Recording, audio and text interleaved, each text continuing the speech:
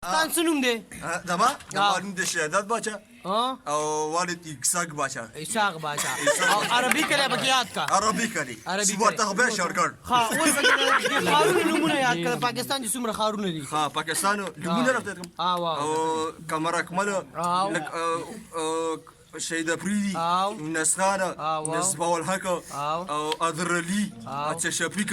ها دا راته شعر د لدرزي شعر رحمان بابا شعر هم راځي. وای شعر رحمان بابا وای ډک بازار کې ګرځا لکه بازار دی. لکه بازار دی. چې سید سرنده وی رحمان بیا بازار نه دی.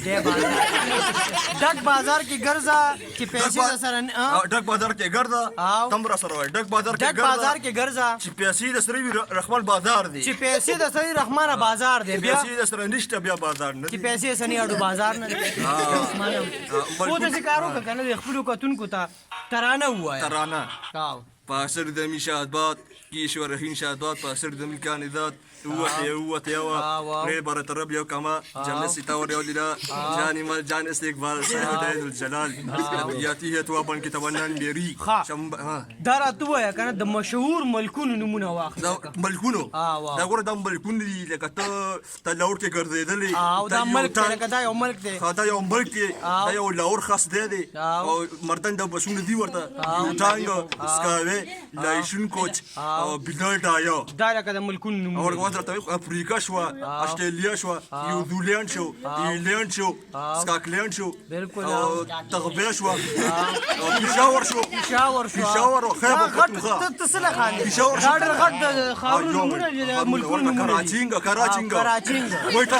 کویټه سلطان اسلام آباد بالکل او کراچینګ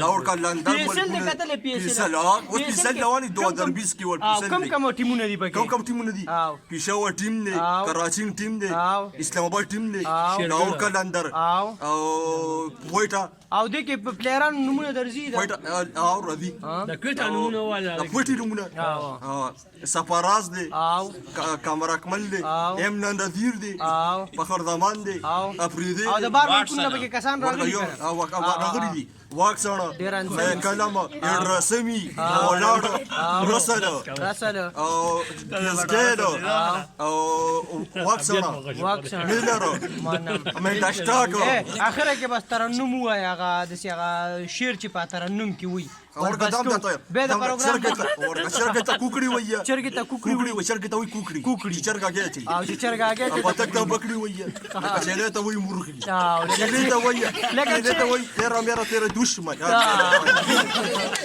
منم یاره د کمال سړی والله مانی ستا دا ټیلنټ ګوره د خلکو نه پټ پناه نه دی. دې ملګرو ته یو ځل بیا خپل نوم واخله. زما نوم د شهادت باچا والد عربي کدي زما پلیټ کې برالي د مشهور یم. ته مشهور ته به راځې ښه وایا د کال ډلاندې پیشو ورته وایي پشي ته دې ګوله ستړی مشي